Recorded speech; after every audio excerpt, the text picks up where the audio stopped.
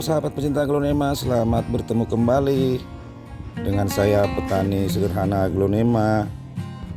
Kali ini saya ingin berbagi tips atau cara menyiram aglonema yang baik sehingga aglonema bisa tumbuh subur.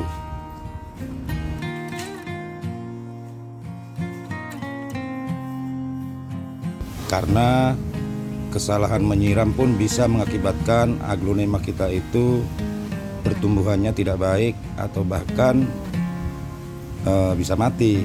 Jadi perlu sangat diperhatikan. Salah satu yang penting dalam perawatan aglonema itu cara menyiram dan kapan kita harus menyiram. Karena banyak yang salah persepsi dalam menyiram aglonema, yang mengatakan aglonema itu suka lembab, tidak suka yang basah. Aglonema suka yang basah, sahabat pecinta aglonema. Tetapi artinya dalam basah tersebut media tanamnya itu tidak tergenang. Jadi perlu di sini diperhatikan juga media tanam kita pun harus benar-benar sesuai, dan pot yang kita gunakan pun harus poros.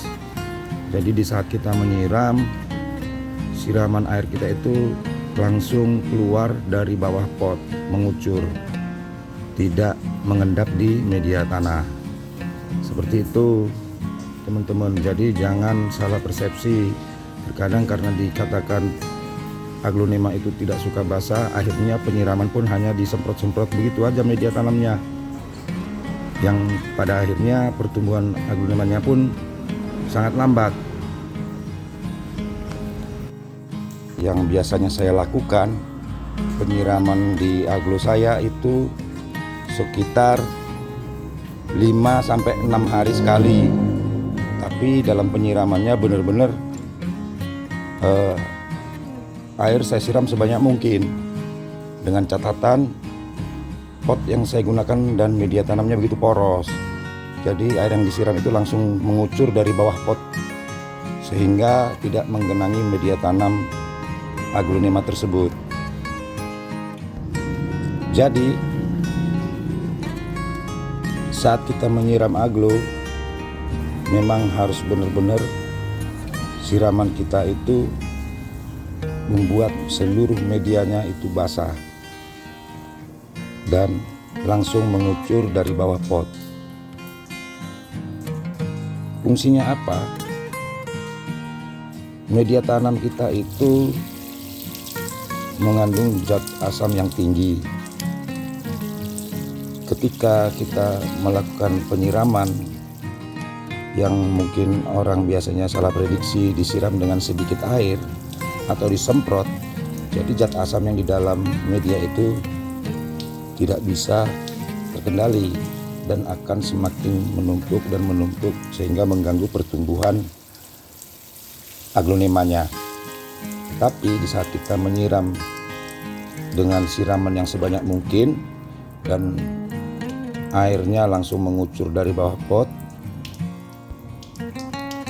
maka zat asam atau kandungan zat asam yang ada di media tanam kita itu ikut keluar bercampur dengan air siraman kita tadi, sehingga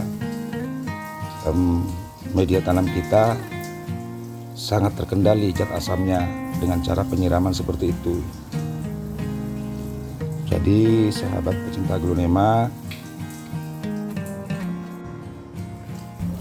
mungkin selama ini melakukan penyiraman aglonemanya dengan disemprot-semprot saja atau dengan menyiram dengan sedikit air, dan sebagian aglonema teman-teman kok pertumbuhannya lambat sekali.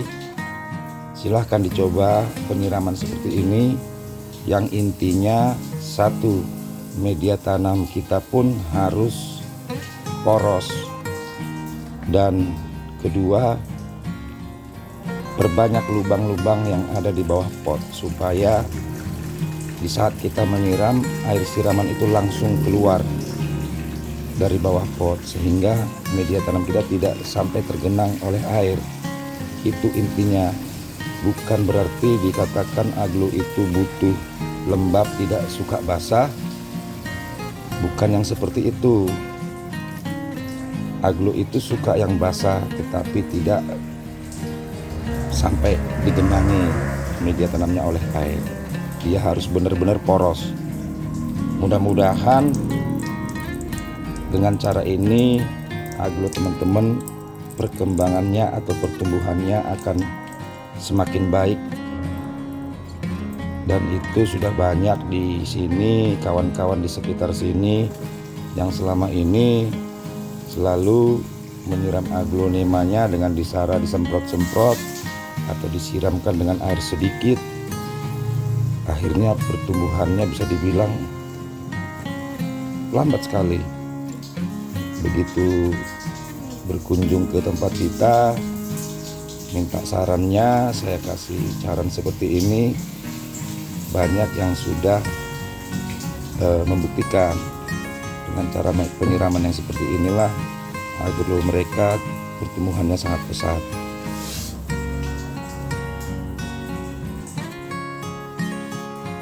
Oke sahabat pecinta aglonema, sekian dulu tip dari saya. Semoga bermanfaat buat teman-teman semua. Jangan lupa tekan subscribe dan loncengnya supaya teman-teman mendapat notifikasi apabila saya membagikan tips sederhana lainnya dalam merawat aglonema. Terima kasih, sampai jumpa di tip yang berikutnya. Bye.